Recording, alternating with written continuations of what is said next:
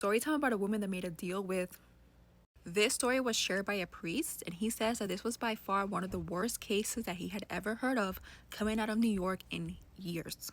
There was a woman, let's call her Sophia, that went to Juilliard. She was a violinist, and I'm telling you, Sophia was brilliant. When she was getting ready to graduate from Juilliard, she noticed that all of her friends were getting these amazing job offers, but Sophia was not getting anything. A lot of Sophia's friends mentioned that around this time, Sophia was becoming so desperate that she kept saying over and over again that she would give anything to be famous, and she would give anything to at least have one good job offer. The problem with saying that out into the universe is that you never know what's listening.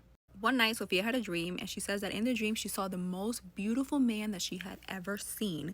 This man in her dream was filled with like a golden light, and he was completely nude. If you know anything about that, is his calling card. He will appear to you usually in his like beautiful form, and he's usually like nude.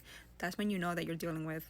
Well, in the dream, Sophia says that this beautiful golden man went up to her and said, "Do you really want to be famous? Do you really want fame and all the glory that comes along with it?"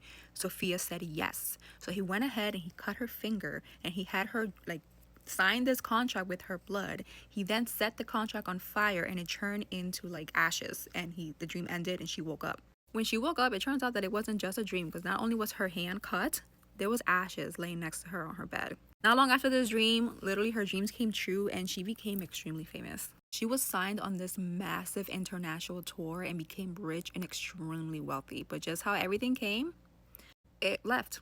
Or actually, it came with a price. She became highly addicted to drugs to the point where she was like herself, and she ended up contracting AIDS from the needles of all the drugs that she was doing. Years later, Sophia was laying in a New York hospital getting ready to pass away. When her mom came to visit her, Sophia went ahead and told her mom everything, even the dream. Her mom completely freaked out and decided to call the church, begging them for help. When the priest arrived, he heard the whole story and said, "You signed a contract with your blood. In order to break that contract, you have to sign a new one with your blood.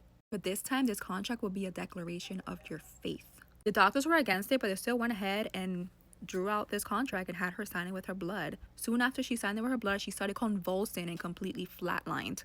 The room completely erupted in chaos. Like, all the doctors and nurses ran in. Her mom was hysterical because she had passed away.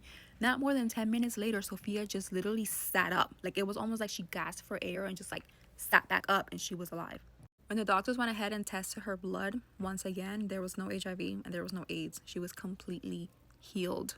So whenever you say that I would do anything for something, just be careful, because you never know what's sitting around listening, just waiting for their opportunity to come at you when you're vulnerable.